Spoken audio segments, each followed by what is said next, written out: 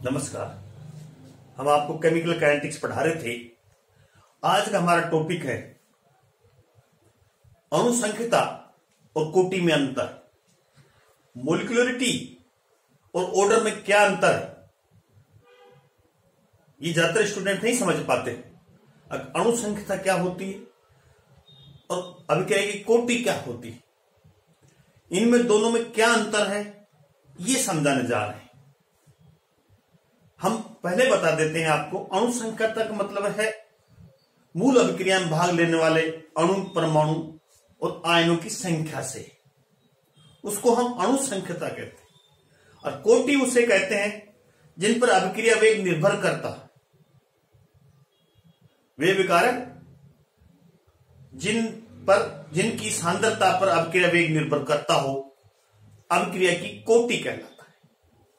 ध्यान दीजिए आप, hydrolysis of ethyl acetate.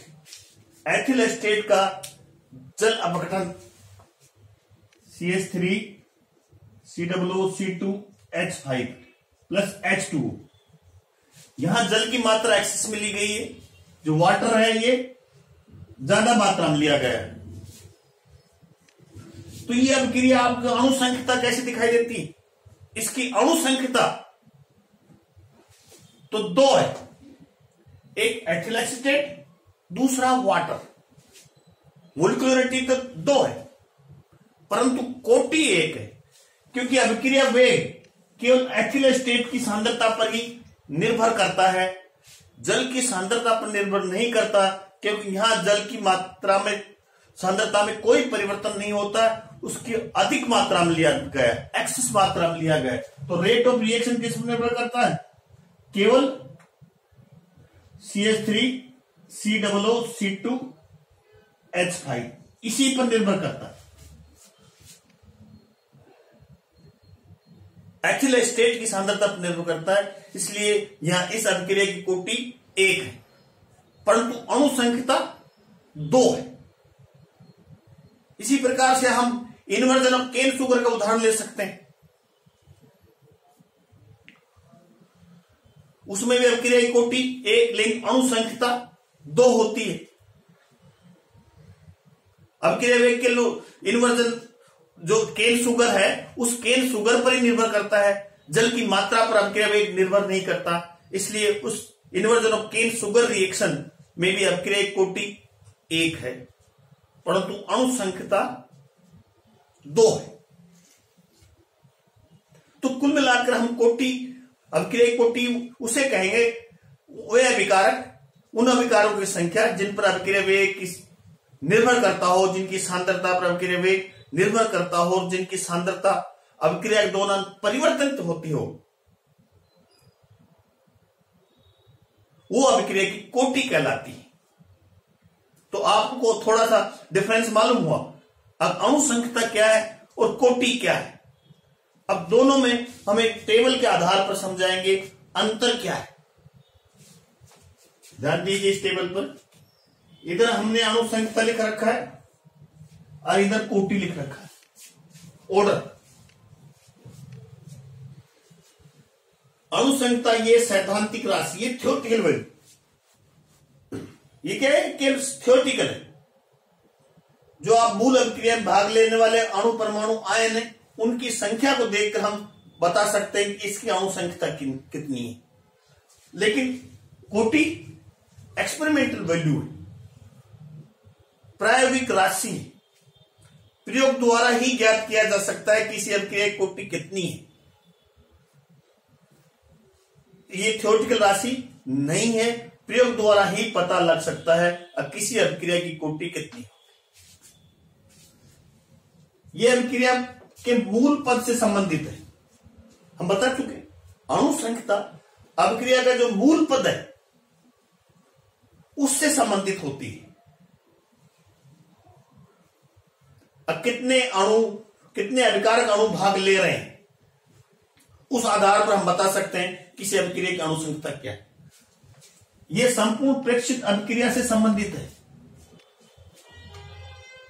But overall जो रिएक्शन होती है संपूर्ण अभिक्रिया, प्रैक्टिकली जिनको हम ज्ञात करते हैं इस राशि को, उस प्रैक्टिकल के दौरान संपूर्ण प्रेक्षित अभिक्रिया से संबंधित है, संपूर्ण ऑब्जर्व रिएक्शन से संबंधित है। जो अभिक्रिया जिसका हम एक्सपेरिमेंट से निकालते हैं कोटि क्या है, तो वो पूरा की पूरी अभिक्रिया से संबंधित होगा। ये मूल अभिक्रिया में भाग लेने वाले अणु, परमाणु व आयनों की संख्या को दर्शाती है। बता दिया ना, मूल अभिक्रिया में कितने अणु या कितने परमाणु या कितने आयन भाग ले रहे हैं, इसको दर्शाती है।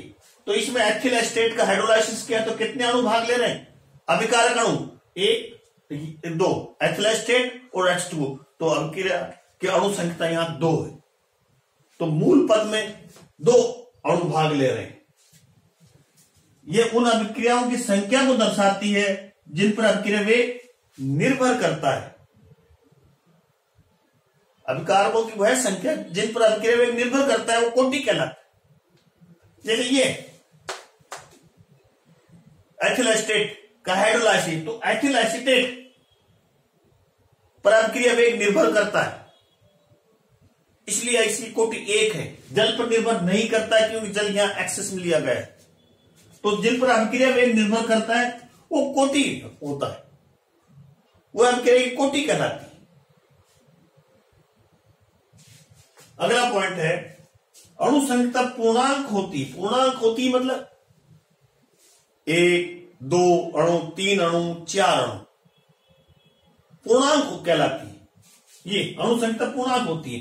जैसे इसमें 2 अणु भाग ले रहे हैं बाइमोलिकुलर रिएक्शन, 1 अणु भाग ले रहा है यूनिमोलिकुलर रिएक्शन, एक अणु का अभिक्रिया, परंतु ये पूर्णांक भी होती है। कोटि हमें शून्य भी हो सकती है, जैसे 0 ऑर्डर रिएक्शन, भिन्नात्मक भी हो सकती है 1/2, 1/4, 3/4, ये हो सकती है। लेकिन अणु संख्या केवल पूर्णांक होगी 1, 2, 3, 4। लेकिन ये पूर्णांक भी हो सकती है, शून्य भी हो सकती है और भिन्नात्मक भी हो सकती है। फर्स्ट ऑर्डर रिएक्शन भी हो सकती है, सेकंड ऑर्डर रिएक्शन भी कह सकते हैं, 0 ऑर्डर रिएक्शन भी कह सकते हैं, या ये 3/4, 1/2 के रूप में भी ये कोटि हो सकती है। अगला पॉइंट है ये प्राथमिक अभिक्रिया से संबंधित है परंतु कॉम्प्लेक्स अभिक्रियाओं से संबंधित नहीं है। कई अभिक्रिया कॉम्प्लेक्स होती, जटिल अभिक्रियाएं होती, वहां कोटि का निर्धारण तो किया जा सकता है लेकिन अणु संख्या का निर्धारण नहीं किया जा सकता। तो ये प्राथमिक जो प्राइमरी रिएक्शन है उससे संबंधित है लेकिन कॉम्प्लेक्स रिएक्शन से संबंधित नहीं है। लेकिन कोटि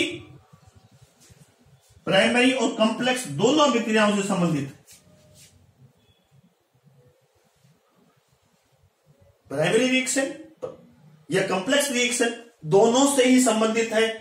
ये अंतर था मोलिकुलरिटी, अणु संख्या और ऑर्डर में क्या अंतर है आप बिल्कुल समझ गए होंगे। किसी अभिक्रिया की मूल अभिक्रिया को देखकर आप अंदाजा नहीं लगा सकते कि उसकी कोटि क्या है। उसकी अणु संख्या का तो आप बता सकते हो अणु संख्या कितनी है, लेकिन कोटि चूंकि एक प्रायोगिक राशि है इसलिए इसको प्रयोग द्वारा ही ज्ञात किया जा सकता है। आप समझ गए? क्लियर? उदाहरण देके हम समझा दिया। Best of luck.